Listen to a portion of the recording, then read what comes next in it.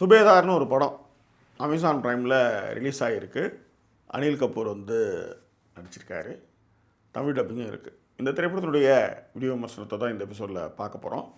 அதற்கு முன்பாக இந்த தளத்தை இதுவரை சப்ஸ்கிரைப் பண்ணாதவங்க சப்ஸ்கிரைப் பண்ணுங்கள், லைக், கமெண்ட், ஷேர் பண்ணுங்கள். ஸோ விரிவான ஒரு பார்வைக்கு ஸ்டேட் வித் அஸ்.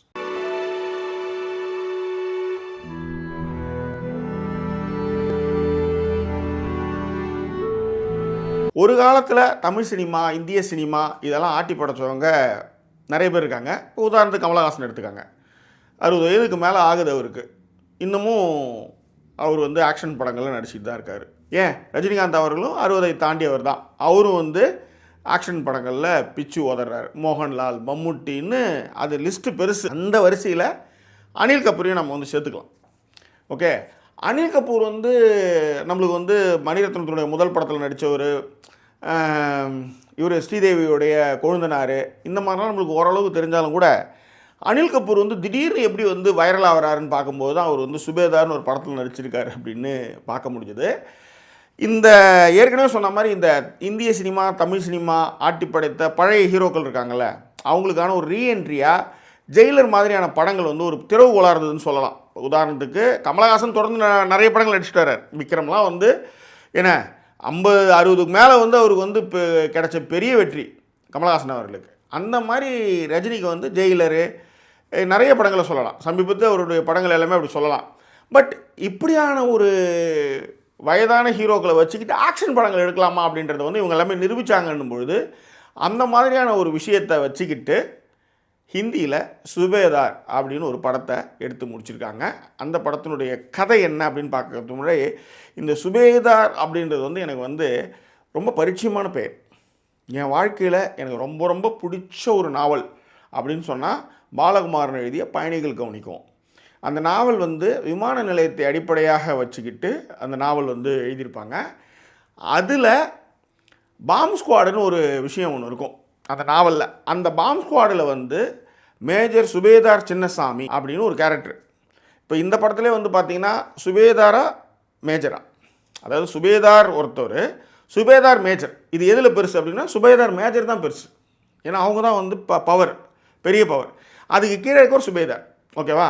அப்படி இருக்கும் பொழுது இந்த மேஜர் அப்படின்னும் பொழுது அங்கே மேஜர் சுபேதார் ஒர்க் பண்ணி இங்கே வந்து போஸ்டிங் வாங்கிக்கிட்டு பாம் ஸ்குவாடுக்கு அந்த கேரக்டர் வரும்.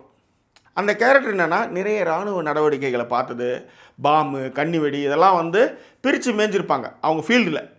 அப்படி இருக்கிற ஒரு கேரக்டர் வந்து சென்னை விமான நிலையத்தில் வந்து பாம் ஸ்குவாடில் வந்து போட்டிருப்பாங்க. அவர் வந்து பாம் ஏதாவது பிரச்சனை இருக்குன்னா போய் டிஸ்மேண்டில் பண்ணுறது தான் அவருடைய வேலைன்னு வச்சுக்காங்களேன். ரொம்ப கரணந்தப்பனா மரணம் மாதிரியான ஒரு வேலையை மாறிய விஷயம் அது. அந்த கேரக்டர் ரொம்ப அழகாக இருக்கும். நீங்கள் வந்து பயணிகள் கவனிக்கும் இதுவரை நீங்கள் வாசிக்கலாம், அந்த புத்தகம் வாசிங்க, உங்களுக்கு நிறைய விஷயங்களை சொல்லித்தரும். ரைட், சுபேதாருக்கு நம்மளுக்குமான சம்பந்தம் இது ஒன்று தான். மற்றபடி இராணுவம் சார்ந்த குடும்பங்கள் தமிழ்நாட்டில் நிறைய பேர் இருக்காங்க.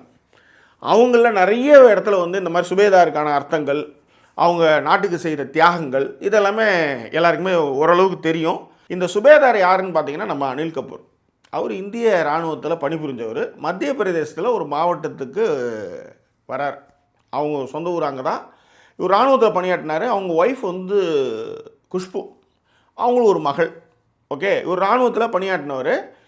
மனைவி இறந்ததுக்கப்புறம் வந்து சொந்த ஊர் வரார்.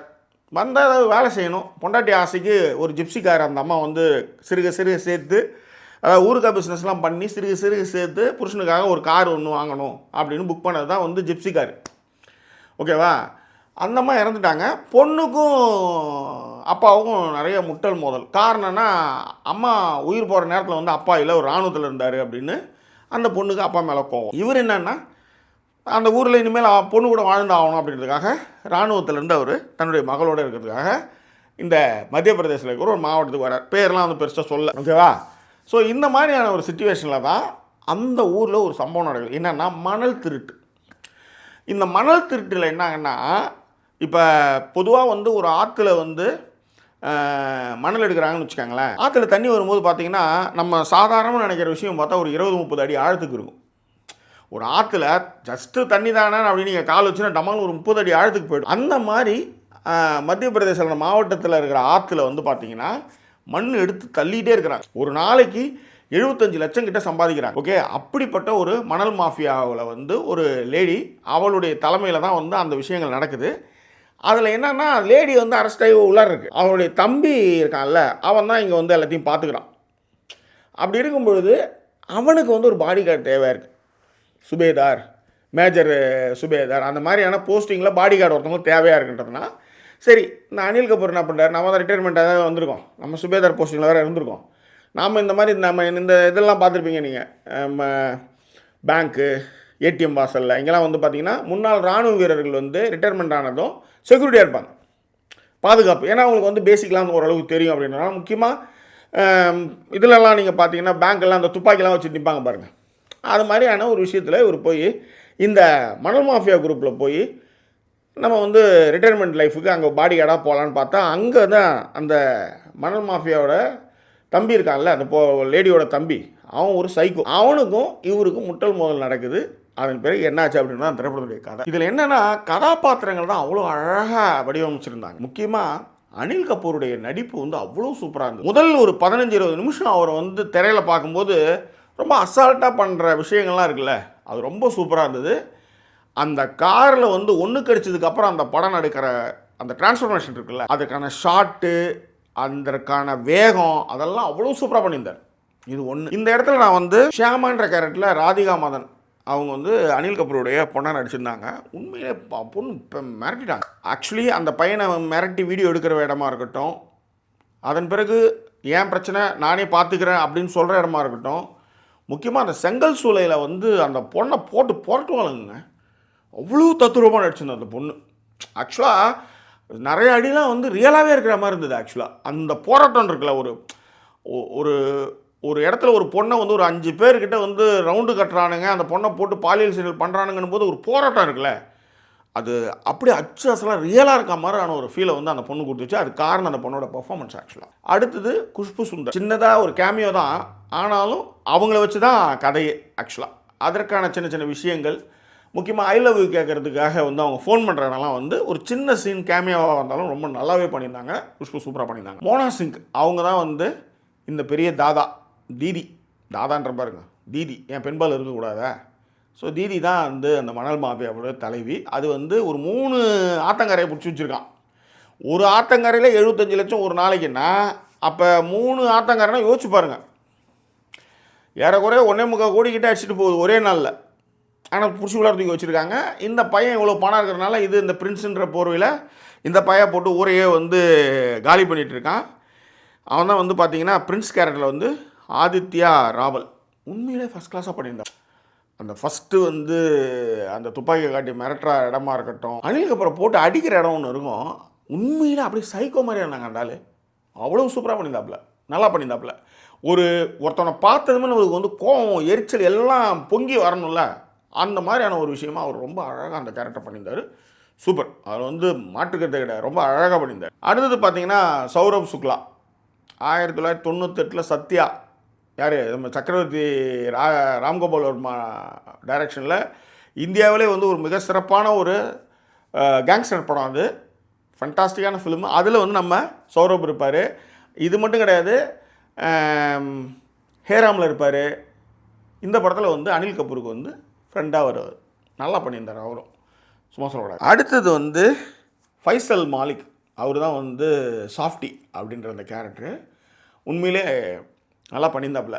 அதாவது டீ ஊற்றினதுக்கு அப்புறம் வந்து வேலைக்காரி துடைக்கிறதுக்கு வரும்போது நீ எதுக்கு இருக்கிற அப்படின்னு சொல்லும்போது, அந்த என்ன சொல்கிறது, ஒருத்தன் உண்மையாகவே இருப்பான், ஆனால் அவன் நியாயமாக இருப்பான், அது மட்டும் கிடையாது அறிவாகவும் இருப்பான், ஆனால் அவன் அவமானப்படுத்திகிட்டே இருப்பாங்க. அப்படியான ஒரு சாஃப்டி கேரக்டர் தான் வந்து இந்த ஃபைசல் மாலிக் வந்து நல்லாவே பண்ணியிருந்தார். ஸோ இவ்வளோ அற்புதமான கதாபாத்திரங்கள் வந்து உயிரை கொடுத்து நடிச்சிருக்காங்க. உண்மையிலே ஃபஸ்ட் ஹாஃப்லாம் செம்மையாகவே இருந்தது. அப்புறம் ஏன் சார் இக்கு வைக்கிறீங்க நீங்கள் கேட்குறீங்கள, வரேன் பின்னாடி வரேன். சிவகுமார் வி பணிக்கர் தான் வந்து இந்த படத்துக்கான எடிட்டிங்கு. முக்கியமாக அந்த சண்டை காட்சி, அந்த பார்பர் ஷாப்லேருந்து தரன்னு இழுத்துன்னு வர்ற இடங்கள், அந்த இடத்துக்கான சண்டை காட்சி வந்து அவ்வளோ சூப்பரான எடிட்டிங்கு, ரொம்ப நல்லாவே பண்ணியிருந்தார். அடுத்தது வந்து அயன் சக்சேனா தான் இந்த திரைப்படத்துக்கான சினிமோகிராஃபி.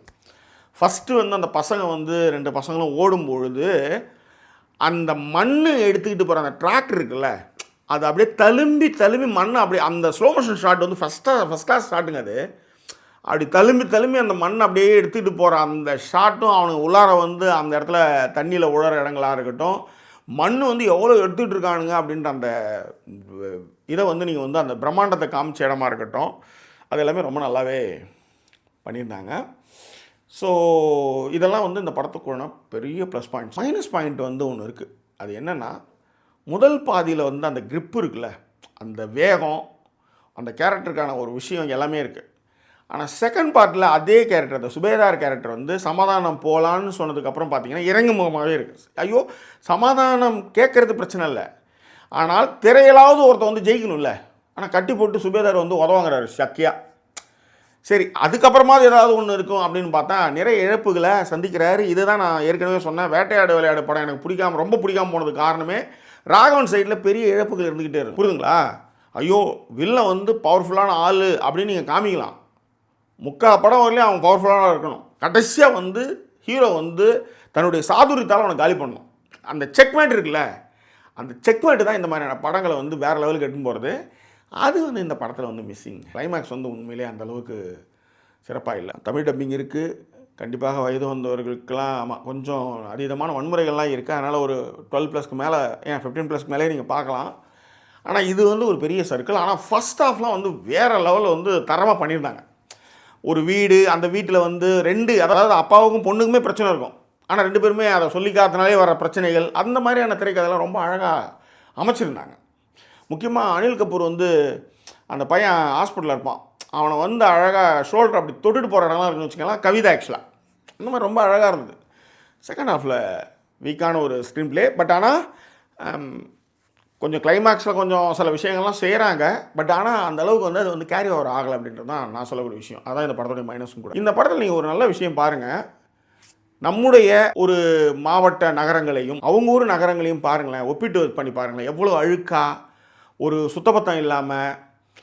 சிக்னலில் வந்து அவர் நிற்பார், ஆக்சுவலாக அனில் கபூர் நிற்பார். சிக்னல் எதுக்குங்க நிற்கிறீங்கன்னு ஒரு போலீஸ்கார். இங்கெல்லாம் எவனும் அதெல்லாம் பார்க்கவே மாட்டாங்க, கிளம்பி போங்க அப்படின்வாங்க. இதுதான் வடநாட்டுக்கும் நம்மளுக்குமான விஷயம். காரணம், இங்கே ஏன் அந்த டிசிப்ளின் வந்ததுன்னா படிப்பு. இன்றைக்கி தமிழக முதல்வர் மு க ஸ்டாலின் அவருடைய நான் முதல்வன் திட்டத்தின் மூலமாக, அதாவது +2 ஃபெயில் படம் பார்த்துருப்போம் நம்மளாம், ஓகே. அந்த படத்தில் வந்து இந்த யூபிஎஸ்சி எக்ஸாமுக்கு வந்து எப்படி தயாராகிறாங்கன்னு நீங்கள் பார்த்துருப்பீங்க. அந்த மாதிரி தமிழ்நாடு அரசு நல்லா படிக்கிறவங்களை வந்து செலக்ட் பண்ணி அவங்களுக்கு வந்து ஸ்காலர்ஷிப் மாதம் 7500 கொடுத்து, தங்குற செலவுலேருந்து கோச்சிங் கிளாஸில் கலந்துக்கிறது வந்து எல்லா விஷயத்தையும் கூட நின்று கவனித்து அதுக்கு ஒரு அதிகாரியை போட்டு, என்ன இன்றைக்கி இந்திய அளவில் டாப் 10ல் 2 பேர் தமிழ்நாட்டை சேர்ந்தவங்க. அது மட்டும் கிடையாது, இந்த நான் முதல்வன் திட்டத்தின் மூலமாக இந்த உயர் பதவிகளுக்கான பரீட்சைகளை வென்றவர்கள் பார்த்தீங்கன்னா 56 பேர் வந்து நான் முதல்வனில் இருக்காங்க. யோசிச்சு பாருங்கள். இந்த விஷயம் இருக்குல்ல, இந்த படிப்புக்கான விஷயம் இன்றைக்கி இந்த அடித்தளம் இருக்குல்ல, 20 வருஷம் கழிச்சு இது வேறு லெவலுக்கு போய் நிற்கும். இந்த இடத்துல இன்னொரு நடிகரையும் நம்ம பாராட்டணும், அவர் தான் சூர்யா அவர்கள். அவருடைய அகரம் மூலமாகவும் இத்தனை பேர் வந்து படித்து டாக்டர்ஸ், என்ஜினியர்ஸ்னு ஆகிக்கிட்டே இருக்காங்க. இதெல்லாம் சத்தமில்லாமல் செய்யக்கூடிய சாதனைகள். இந்த மாதிரி ஆட்களை தான் நம்ம வந்து பாராட்டணும், கொண்டாடணும். அந்த மாதிரியான கட்சிகள் ஜெயிக்கிறது தான் நம்ம வந்து பாடுபடணும். கண்ணெதிர்க்கு இதெல்லாம் நடந்துகிட்ருக்கு. ஆனால் இந்த மாதிரியான ஒரு மழுமட்டையை நம்ம எல்லாரையும் மாற்றுறது தான் இவங்க எல்லாம் முயற்சி பண்ணிகிட்ருக்காங்க.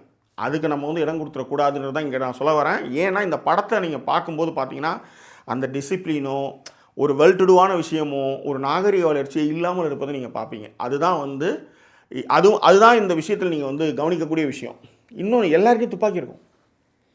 இங்கே வன்முறை இருக்குது, நான் இல்லைன்னா சொல்ல மாட்டேன், அப்படிலாம் விட்டு கொடுக்க மாட்டேன். இங்கேயும் இருக்குது. ஏனென்றால் ஒரு வீட்டில் 5 பேர்லேயே ஏகப்பட்ட பிரச்சனைகள் இருக்கும் பொழுது, 7 கோடி பேரில் இருக்கும் பொழுது, ஏதாவது இது மாதிரியான அறத்துகள் நிறையவே இருக்குதுன்னு வச்சுக்கோங்களேன். அதெல்லாம் முதல்வர் வந்து இரும்புக்காரன் கொண்டு அடக்கணும்னு வச்சுக்கோங்க, அதில் மாட்டுக்கிறதே கிடையாது. ஆனால் சட்டம் ஒழுங்கு அப்படின்னு பார்க்கும்போது அங்கே என்ன வேணாலும் நடக்கும். அதை தான் வந்து இந்த படத்தில் நம்ம வந்து எடுத்துக்கிற ஒரு விஷயமா இருக்குது. அமேசான் பிரைமில் இருக்கக்கூடிய சுபேதார் திரைப்படம் வந்து தமிழ் டப்பிங்கோடு இருக்குது. அவசியம் பார்க்க வேண்டிய படம்னு நான் சொல்லுவேன். இந்த படம் வந்து கிளைமேக்ஸை ஒழுங்காக எழுதியிருந்தாங்கன்னா பார்த்து தீர வேண்டிய படமாக ஆயிருக்கணும். ஆனால் இது வந்து பார்க்க வேண்டிய ஒரு திரைப்படம்ன்றத பரிந்துரைக்கிறேன். ஸோ எனிவே, அமேசான் பிரைமில் அவைலபிளாக இருக்குது, தமிழ் டப்பிங்கும் இருக்குது, பார்த்து என்ஜாய் பண்ணுங்கள். ஆனால் கிளைமேக்ஸில் உங்களுக்கு அந்த மாதிரி ஒரு ஃபீல் இருந்ததுன்னா பின்னூட்டங்களை தெரியப்படுத்துங்க. சமீபத்தில் நீங்கள் பார்த்து ரசித்து இருக்கக்கூடிய ஏதாவது திரைப்படங்கள் இருந்தாலும் அந்த பின்னூட்டங்களை தெரியப்படுத்துங்க. ஸோ மீண்டும் வேறொரு எபிசோடில் நான் உங்களை சந்திக்கிறேன். அதுவரை நன்றி கூறியோட வருவது உங்கள் ஜாக்கி சேகர். நன்றி, வணக்கம்.